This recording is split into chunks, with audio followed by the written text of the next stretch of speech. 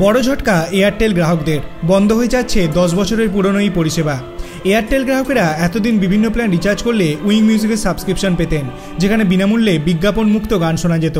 তবে এয়ারটেলের তরফে উইং মিউজিকের পরিষেবা বন্ধ করার সিদ্ধান্ত নেওয়া হলো। প্রায় 10 বছর আগে চালু হওয়া এই পরিষেবা বন্ধ করার সিদ্ধান্ত নিয়েছে ভারতের দ্বিতীয় বৃহত্তম টেলিকম অপারেটরটি। আর এই সিদ্ধান্ত অ্যাপেলের সাথে হাত মেলানোর পরই নিল এয়ারটেল। উল্লেখ্য, এয়ারটেল সম্প্রতি অ্যাপেলের সাথে হাত মিলিয়েছে। এর ফলে মনে করা হচ্ছে গ্রাহকেরা এবার থেকে অ্যাপেল মিউজিকের সাবস্ক্রিপশন পাবেন। অর্থাৎ যেসব গ্রাহক উইং মিউজিকের প্রিমিয়াম সাবস্ক্রিপশন নিয়েছিলেন তাদের গান শোনার জন্য অ্যাপেল মিউজিকের সাবস্ক্রিপশন দেওয়া হবে। উইং মিউজিক বন্ধ হলেও এয়ারটেল গ্রাহকদের চিন্তার কোনো কারণ নেই। উইং মিউজিক পরিষেবা বন্ধ হলেও এয়ারটেল গ্রাহকদের চিন্তার কারণ নেই, কারণ যেসব গ্রাহক উইং মিউজিকের প্রিমিয়াম সাবস্ক্রিপশন নিয়েছিল তাদের অ্যাপেল মিউজিকের সাবস্ক্রিপশন দেওয়া হবে। অর্থাৎ এখন গ্রাহকেরা বিজ্ঞাপনমুক্ত গান শুনতে সক্ষম হবেন।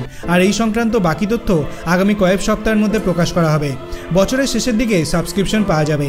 এয়ারটেল গ্রাহকেরা চলতি বছরের শেষ নাগাদ উইং মিউজিকের প্রিমিয়ামের পরিবর্তে অ্যাপেল মিউজিকের সাবস্ক্রিপশন পেতে শুরু করবেন। সংস্থাটি এখন উইং মিউজিক বন্ধের জন্য কোনো নির্দিষ্ট তারিখ বলেনি, তবে শীঘ্রই তা প্রকাশ করবে বলে মনে করা হচ্ছে। এখনও নির্বাচিত এয়ারটেল প্ল্যানের সাথে এয়ারটেল মিউজিকের বিনামূল্যে সাবস্ক্রিপশন দেওয়া হচ্ছে। উল্লেখ্য, ভারতে অ্যাপেল মিউজিকের সাবস্ক্রিপশন নিতে গেলে প্রতি মাসে 99 টাকা খরচা করতে হয়, যেখানে উইং মিউজিকের প্রিমিয়াম সাবস্ক্রিপশন 49 টাকা থেকে পাওয়া যায়।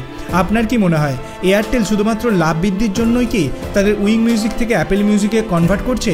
আপনার অভিমত আপনি কমেন্ট সেকশনে জানাতে পারেন। ভিডিওটি ভালো লাগলে লাইক করবেন, চ্যানেলটিকে সাবস্ক্রাইব করতে ভুলবেন না। ধন্যবাদ।